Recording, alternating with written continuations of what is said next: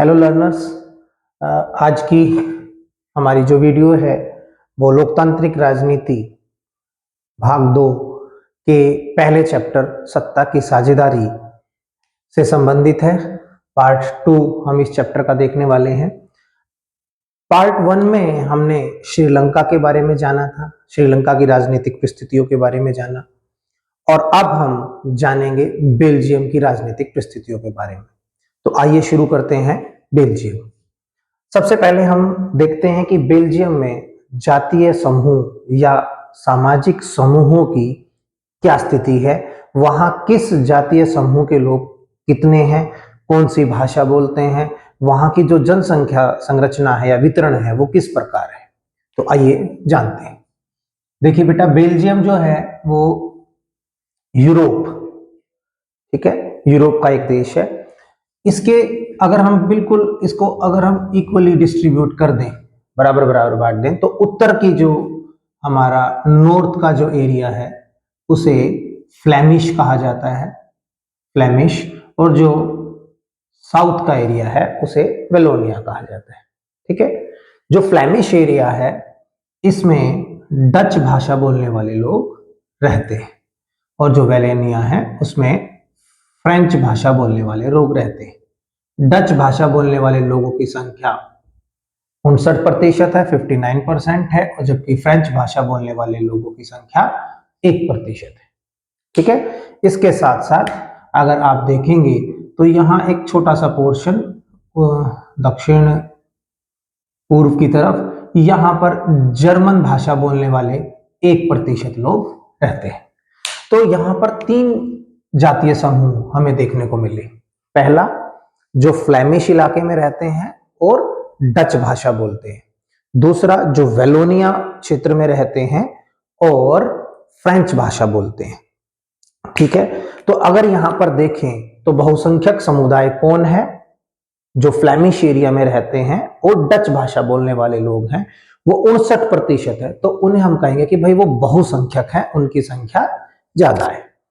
अगर हम दक्षिण में देखें तो फ्रेंच भाषी जो लोग हैं वो वेलोनिया में रहते हैं और 40% हैं। इसके साथ साथ इसी क्षेत्र में वेलोनिया में 1% लोग जर्मन भाषा बोलने वाले भी हैं, वो भी अल्पसंख्यक है। यानी कि अगर आप फ्रेंच भाषा बोलने वालों को देखोगे, जर्मन को देखोगे, तो यहाँ अल्पसंख्यक, और डच भाषा बोलने वाले जो है बहुसंख्यक। अब परिस्थितियां ये आई कि भाई इन समुदायों के बीच में भी टकराव होने लगे। एक समुदाय की संख्या ज्यादा है, एक समुदाय की संख्या कम है, दोनों की लैंग्वेजेस अलग अलग हैं। अब वहां की जो सरकार है उसने इन टकरावों को कैसे डील किया, इन समस्याओं पर किस तरीके से कानून बनाए, कितनी सहजता के साथ अपने देश के लोगों के लिए एक ऐसा इन्वायरमेंट, एक ऐसा वातावरण तैयार करने की कोशिश की गई जिसमें बहुसंख्यक और अल्पसंख्यक समुदाय खुशी खुशी रह सके। यहां पर सरकार ने 1970 से लेके 1993 तक 4 कानून बनाए। सबसे पहला कानून उन्होंने बनाया कि भाई जो केंद्र सरकार होगी, केंद्र सरकार का मतलब बेटा वो सरकार जो पूरे बेल्जियम पर शासन करेगी, पूरे बेल्जियम की जो गवर्नमेंट है उसे पूरे बेल्जियम देश के लिए काम करना है। वहां पर जब प्रतिनिधि चुने जाएंगे तो फ्रेंच भाषा बोलने वाले और डच भाषा बोलने वाले दोनों ही मंत्रियों की संख्या को बराबर रख दिया। यानी कि जितने फ्रेंच भाषा बोलने वाले लोग चुनकर आएंगे उतने ही डच भाषा बोलने वाले लोग चुनकर आएंगे, नेता बनेंगे, हमारे एमपी बनेंगे, मेंबर ऑफ पार्लियामेंट बनेंगे। तो कहीं ना कहीं दोनों को क्या कर दिया, बराबर, राइट। यानी कि अगर हम बात करें, एक एग्जांपल लेकर हम समझते हैं। मान लीजिए 100 लोग चुनकर आए हैं, हमें 100 लोगों को पार्लियामेंट में बिठाना है, संसद में बिठाना है। तो 100 में से 50 ऐसे नेता चुनकर आएंगे जो फ्लेमिश भाषा बोलते हैं, डच भाषा बोलते हैं, और 50 ऐसे लोग चुनकर आएंगे जो कि फ्रेंच भाषा बोलते हैं। यानी कि दोनों ही भाषा बोलने वाले मंत्रियों की संख्या को बराबर रख दिया। इसके साथ साथ ये भी कहा कि अगर कोई कानून बनता है भाई, अगर कोई भी कानून बनाया जाएगा तो कुछ कानून ऐसे होंगे जिसमें फ्रेंच भाषा बोलने वाले और डच भाषा बोलने वाले मंत्रियों का बहुमत चाहिएगा। बहुमत का मतलब होता है बेटे 50% से एक ज्यादा। कुछ में तो ये दोनों ही डिसाइड करेंगे और यहां से अगर कोई कानून बनना है तो 51 लोग अगर उसका फेवर कर दें तो वो कानून बन जाएगा। लेकिन कुछ विषय अलग से लिए गए जिन पर कहा गया कि भैया बात सुनो, दोनों का मिला के बहुमत नहीं चाहिए, अलग अलग बहुमत चाहिए। यानी कि 26 लोग फ्लेमिश या डच भाषा बोलने वाले और यहां से भी 26 लोग फ्लेमिश भाषा बोलने वाले। ठीक है, यानी कि दोनों भाषाओं से अलग अलग बहुमत चाहिए। ठीक है, तो भैया दोनों को बहुमत देना पड़ेगा तब कोई कानून बनेगा। राइट। उसके बाद दूसरा जो कदम उठाया गया, क्षेत्रीय स्वायत्ता दे दी गई दोनों को। डच भाषा बोलने वाले फ्लेमिश लोग थे, ज्यादातर लोग कहां रहते थे, यहां, ये इनका एरिया था। तो उन्हें कहा गया कि भाई एक सरकार तुम्हारे क्षेत्र में है, फ्लेमिश इलाके की वो सरकार है और अपने हिसाब से वो नियम बना सकती है, जो भी नियम वो बनाना चाहे अपने एरिया में। ठीक है, इसी तरीके से एक सरकार यहां वेलोनिया एरिया में बनाएगी जो कि अपने अनुसार निर्णय ले सकती है। केंद्र सरकार को शक्तियां कम दी गई और इन दोनों को जो है छूट दे दी गई, भाई अपने अपने हिसाब से देखो। ठीक है, तो दोनों को छूट मिल गई भाई। वेलोनिया में फ्रेंच भाषी लोग अपने हिसाब से नियम बना सकते हैं और फ्लेमिश इलाका जो है उसमें डच भाषी लोग अपने हिसाब से सरकार बना सकते हैं। उसके बाद तीसरा कानून बना कि भाई एक एरिया था यहां पर जो है ब्रुसेल्स का, जो कि बेल्जियम की राजधानी। अब जो ब्रुसेल्स है उसमें थोड़ा सा उल्टा है। यहां पर जब आप देखोगे तो फ्रेंच भाषी लोग ज्यादा हैं 80% और डच भाषी लोग कम है मात्र 20%। अब अगर देखा जाए तो फ्रेंच भाषी लोगों की संख्या ज्यादा है। अब फ्रेंच भाषी लोगों की संख्या ज्यादा है तो वहां पे जो सरकार बनेगी उसमें तो फ्रेंच मंत्री चुनकर आएंगे। लेकिन वहां के लिए भी नियम बना दिया गया कि ब्रुसेल्स की जो सरकार बनेगी, राजधानी में जो सरकार बनेगी, उसमें भी दोनों ही समुदाय, दोनों ही जातीय समूहों से समान मंत्री बनेंगे।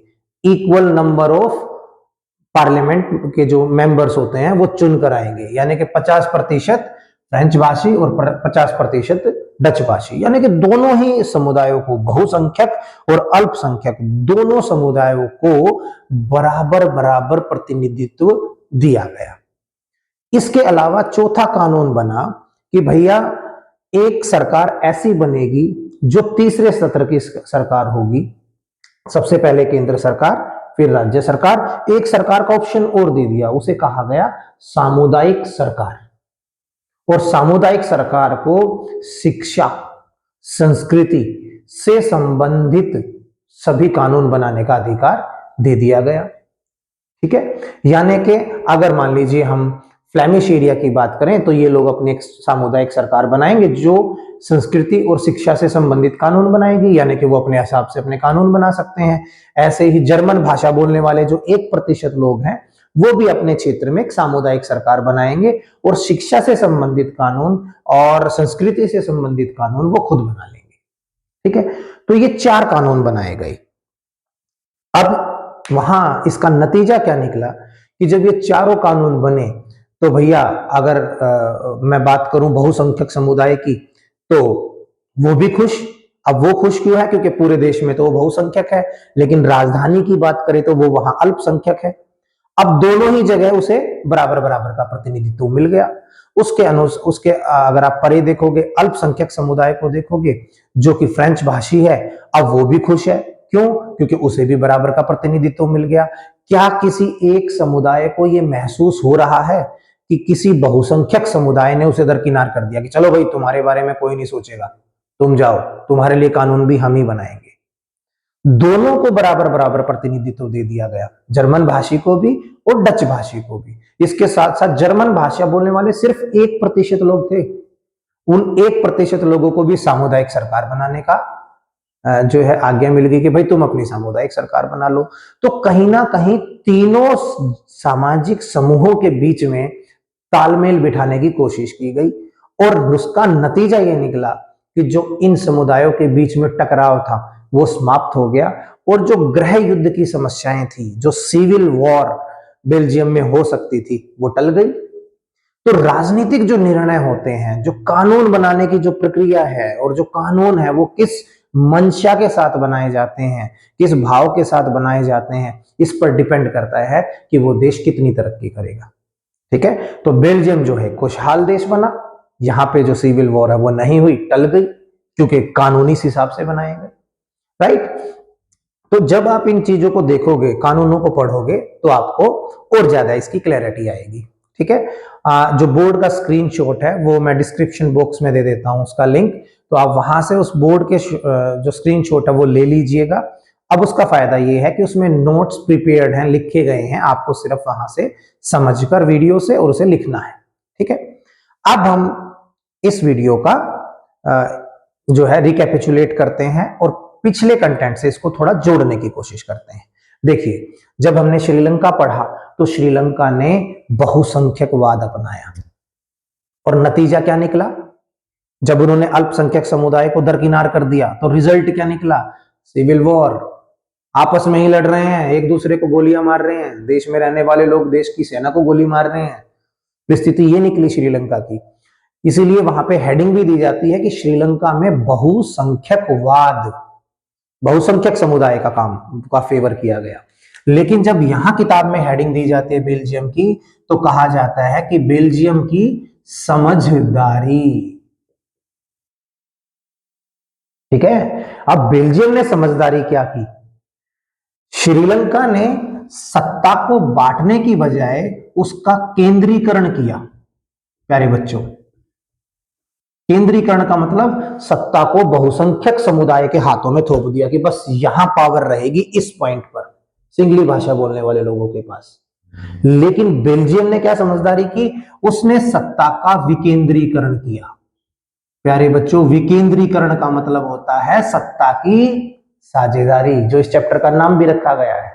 विकेंद्रीकरण का मतलब है कि ताकत को एक जगह पे नहीं बांटना, उसको एक जगह पर नहीं रखना है, उसको बांट दीजिए, जैसा कि बेल्जियम ने किया। उसने ताकत सिर्फ बहुसंख्यक समुदाय यानी कि डच भाषी लोगों के हाथों में नहीं दी, उसने डच भाषी लोगों को भी प्रतिनिधित्व दिया, फ्रेंच भाषी लोगों को भी प्रतिनिधित्व दिया, और जर्मन भाषा बोलने वाले लोगों को भी प्रतिनिधित्व दिया सरकार में। और उसका फायदा यह हुआ कि वो देश एक खुशहाल देश बना। ठीक है, तो जब हम सत्ता यानी कि सरकार की ताकत को बांट देते हैं, उसे बोलते हैं सत्ता का विकेंद्रीकरण, और यही है सत्ता की साझेदारी यानी कि पावर शेयरिंग। ठीक है, अब आप आराम से बैठकर 5 मिनट सोचिएगा कि श्रीलंका में बहुसंख्यकवाद और बेल्जियम की समझदारी, इन दोनों में थोड़ी सी तुलना कीजिएगा, अपनी बुद्धि का प्रयोग कीजिएगा, और फिर मैं जानता हूं कि आप भी इस तह तक पहुंचेंगे कि सत्ता का विकेंद्रीकरण, सत्ता की साझेदारी ही बेहतर है।